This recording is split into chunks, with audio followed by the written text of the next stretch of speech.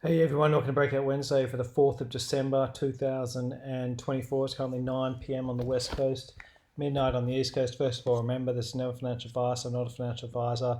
This is simply a video blog on how one trader sees the market, and everyone needs to take responsibility for their own decisions. All right, so bull market marches on. It's chart of your lords. Let's just go to the Dow Jones. Okay, all-time highs. They're all like that. Okay, great bull market, and once an uptrend like this is in place, it can last a lot longer than people think.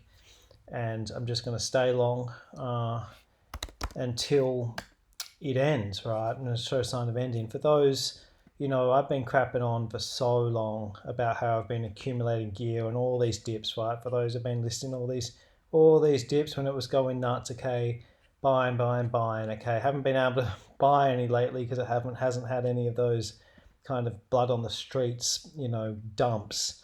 But I'm hell happy that I had been accumulating it for so long and stuck with it because I've got a decent position of accumulated over the years, and now this thing's really making bank for me. All right, and so I know a lot of people have been doing similar and dollar cost averaging, and I've got a bunch of people who've written to me about that, and that's good shit.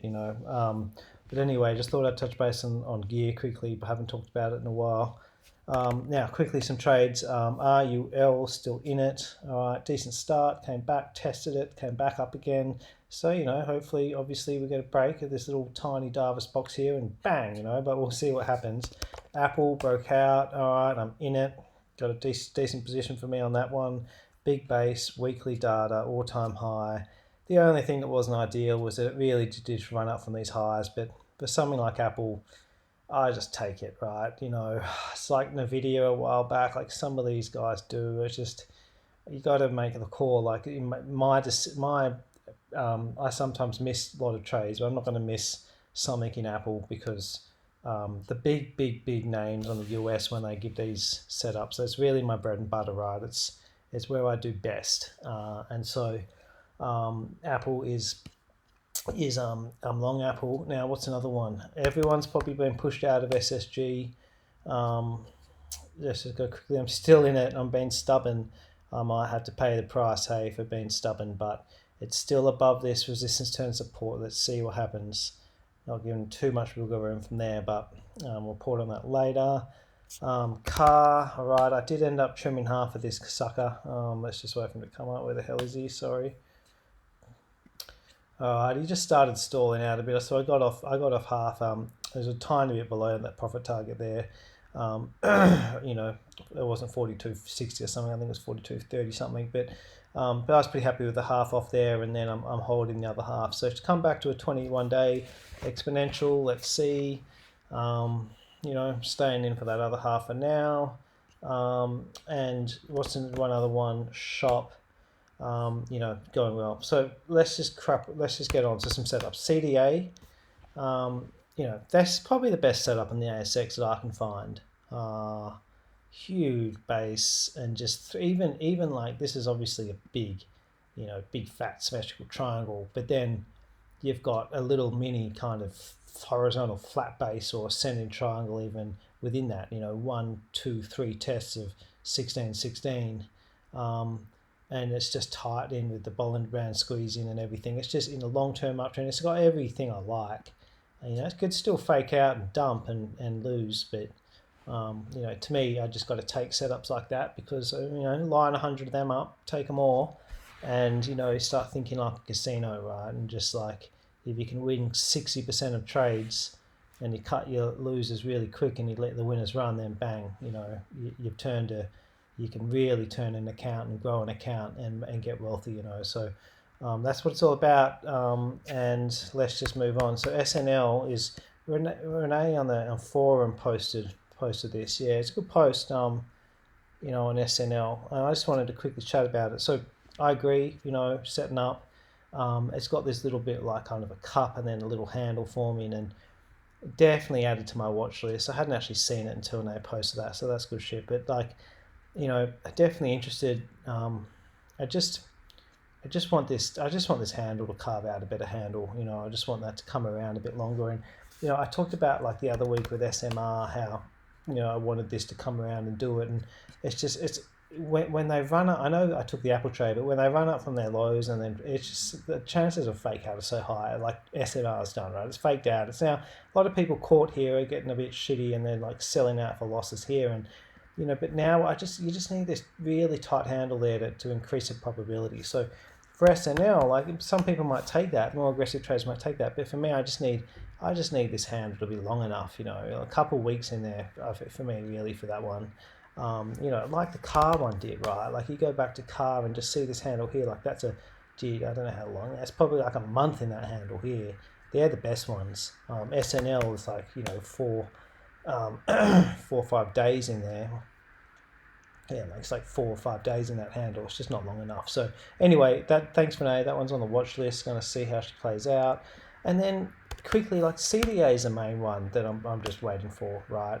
But I am watching the travel names. Here's corporate travel management, and it's just they seem to got hammered, right? Obviously here's the 22 high, big downtrend. Okay, but it's showing signs of bottoming. We've got like this kind of source of bottom sort of base happening. Moving averages starting to come together. It's early days, right? I've talked about these turnaround things so much, like like zero, right, when it was turning around, back here, and I was talking about it here. Okay, it was just turning around. The moving averages were getting on top of it, and the base and tight, and it started this big uptrend. I was chatting about it on Origin, for those who've been listening for that long. When it was doing this one right back here, and I was saying, it's breaking this massive resistance. It's starting to get on top of these moving averages, starting to trend up.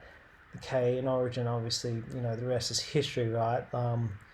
And it's happening in the travel names. Like, let's go to Flight Center. Actually, shit, that wasn't a great example. Flight Center looks awful. That's lagging, obviously.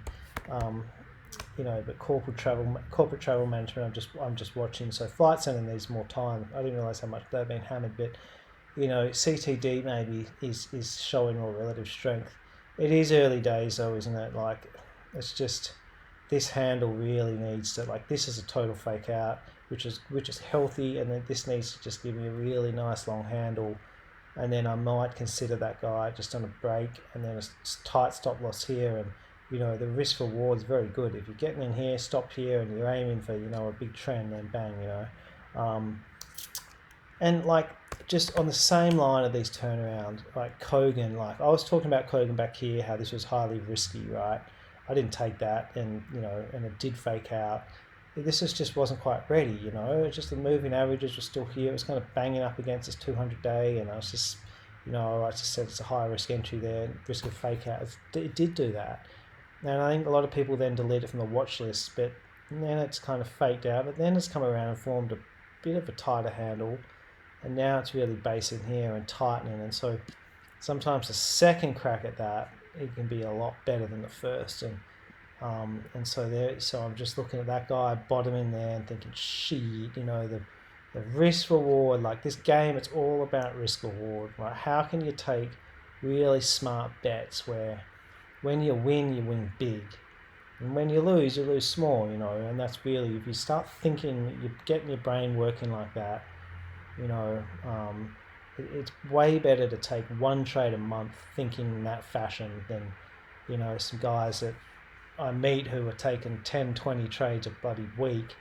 It's a complete cluster. I don't think they can keep up with what they're doing, and I promise you, nearly anyone makes more money when they just focus and just concentrate on the best setups and just trade a bit bigger in them. Like, since it's just my thing. Sort of spreading my trades across 30, 40 things that I can't keep a track of and having shitty little positions on all of them. I tend to prefer to go big on 5 or 6, right? And that's just how I do it. But I think diversification and having too many trades is a killer of accounts. Anyway, I kind of got sidetracked. What's another one? And Macquarie Bank, right? Another kind of a more traditional setup for me, right? It's in a long-term uptrend. Obviously, it's a pretty strong sector, capital markets, but obviously Macbank does a whole bunch of shit that I'm sure everyone knows about. Absolute millionaires factory, as they call it, and this is one of these ones I've talked about before that I should have just bought in a self-managed super fund and held forever. I have held it on and off over the years, but it's not one of those ones that I kind of stuffed up. I've owned stuff up, but kind of focused on Combank and Zero and ResMed and a bunch of those good names. But Macquarie is definitely one of them that belongs in that group, right? One of the best companies on the ASX, right, up there with the ResMeds and the Zeros and the PMEs and shit. And so MacBank, Semi Triangle, tight as hell, near all-time highs, right? It's just, I'm going to trade it. It's a no-brainer for me. And we'll see what happens, right? But you got to have your edge. You got to have your you need to be able to be the sort of trader that looks at a stock and says, okay, I know within a millisecond if I'm going to trade something like that. And when I look at CDA, I'm just like, okay, I understand that it might lose, but I look at that and it takes me a millisecond to know that I want to trade that thing, right? Okay. So that's that. Was another one I'm about to piss off is REG. Okay, that is base in there. Came up in Dava scan, all-time highs. I didn't give a shit about this big volume down day. I mean, I'd have to look at it. Probably just a a big transaction that went through. I just don't know how the hell you're meant to know that the people selling that day, who's smarter? The people selling to buying? I don't know. I mean, you would have, unless we sit down and interview who's selling and who's buying. I just don't think. I don't think it can tell us that much. Or volume spikes. I don't know, guys. I mean, consistently big volume on breakouts, it can tell you a lot, but single volume spikes like that, I think that it kind of like tits on the bull. As far as I'm concerned. So Reg, I would like that to tighten a tiny bit more. Just give me a tiny little chill out for a few days before that break. And look, US stocks, right? I've kind of got some decent positions in the US. I don't really need more in my life, to be honest, right this second. But there is one, and I've traded this guy so many bloody times over the years. It's a wonderful company. Got so hammered. That post-COVID high, holy shit. I mean, high of 371 down to 37. Kind of reminds me of the Netflix chart, right? Like, for those who've been following Netflix's comeback, holy shit, right? But look at this. I mean, it went from 695 down here and then bang ever since. But I wasn't talking about Netflix. I was meant to be talking about SC. And SC is obviously, it's well in an uptrend now, but there's a lot of room here to go, and just tighten. Now, obviously, that's the time forming a handle. It needs longer, but I'm watching that carve it out. If that can just give me another kind of 4 or 5 days, then I think I'll probably risk some cash on that. That's it for this week, everyone. Hope everyone's well. Chat to you later. Catch you. Bye.